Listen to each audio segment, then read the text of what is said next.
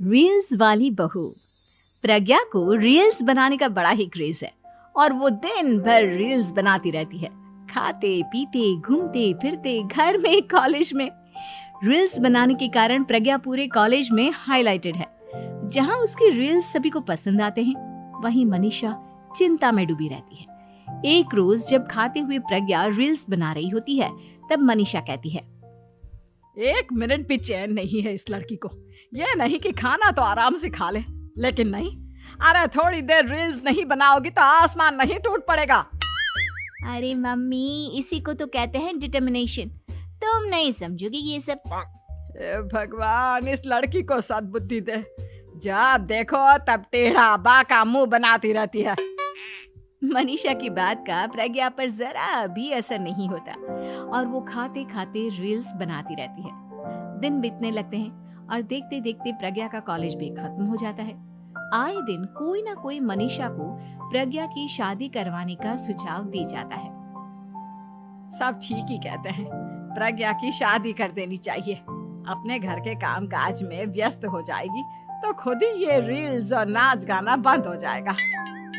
मनीषा और प्रेम प्रज्ञा के लिए एक अच्छा लड़का ढूंढने लगते हैं और तभी विकी का रिश्ता प्रज्ञा के लिए आता है, जिसने प्रज्ञा को उसकी रील्स देखकर पसंद कर लिया था।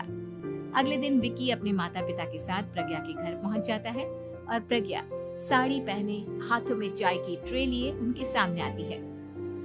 जब विकी को पसंद है तो हमें भी बहू पसंद है। बहन जी, आप बारात की तैयारी कीजिए। एक बार लड़का लड़की अकेले में बात कर ले तो अच्छा रहेगा। हाँ हाँ, क्यों नहीं। मनीषा विकी को प्रज्ञा के कमरे में भेजती है, जहां प्रज्ञा पहले से ही रील्स बना रही होती है। तभी विकी कहता है, आ गए आपके साजन जी। हमारे साथ ये रील्स कंप्लीट करती तो और भी अच्छा रहता। अच्छा जी, अब आ ही गए हैं तो बना ही लेती हूँ आपके साथ। दोनों मिलकर रील्स बनाते हैं। जब वी मीट और तुरंत पोस्ट भी कर देते हैं। फिर विकी कहता है, जब आप साड़ी में चाय लेकर आए तब मुझे लगा कि कहीं मैं गलत घर में तो नहीं आ गया। अब सही है। दोनों की शादी पक्की हो जाती है और शादी के दिन भी प्रज्ञा रील्स बनाने से चूकती नहीं।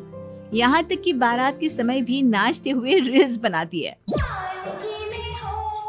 सभी लोग प्रज्ञा की तारीफ के पुल बांध देते हैं और प्रज्ञा नाचती गाती अपने ससुराल चली जाती है। सब कुछ अच्छा चल रहा होता है। प्रज्ञा यहाँ भी दिन भर हर चीज की रील्स बनाती रहती है। लेकिन कुछ दिनों के बाद जब सुनीता कहती है, बहू, ये रील्स के साथ साथ कुछ काम भी कर लिया करो। वैसे तुझे और क्या क्या बनाना आता है? मम्मी जी, वैसे तो सब कहते हैं कि मैं सब कुछ अच्छा बनाती हूँ, लेकिन मुझे लगता है कि मैं मैगी अच्छा बना लेती हूँ। हाँ, कॉफी भी अच्छा बना लेती हूँ और मुंह तो सबसे अच्छा बना लेती हूँ। हैं? अच्छा अच्छा। सुनीता अपना माथा पकड़ लेती है और कहती है, बहू, कुछ खाना बनाना भी सीख लेती। मम्मी जी, मैं लंबी प्लानिंग कर रही हूँ। जल्दी ही मैं इतनी फेमस हो जाऊंगी कि मुझे पैसे मिलने लगेंगे। हम दोनों सास बहू राज करेंगे, राज नौकर काम करेंगे और लोगों की तो लाइन लगेगी हमसे मिलने के लिए। तेरा दिमाग खराब हो गया है क्या बहू? हंसी मजाक तक ठीक है, लेकिन इस तरह घर नहीं चलते। जितना जल्दी हो इस घर के तौर तरीकों को सीख लो। प्रज्ञा मुंह घुमाकर चली जाती है और तुरंत उसी वक्त एक रील बनाती है। ये देख सुनीता का गुस्सा 7वें आसमान पर चला जाता है और विकी के घर आती ही सुनीता उसे सब कुछ बताती है। विकी भी अब प्रज्ञा की इन हरकतों से परेशान हो जाता है। तुम टेंशन मत लो मम्मा, मैं देख लूंगा। विकी कमरे में जाता है तो देखता है कि प्रज्ञा रील्स बना रही है।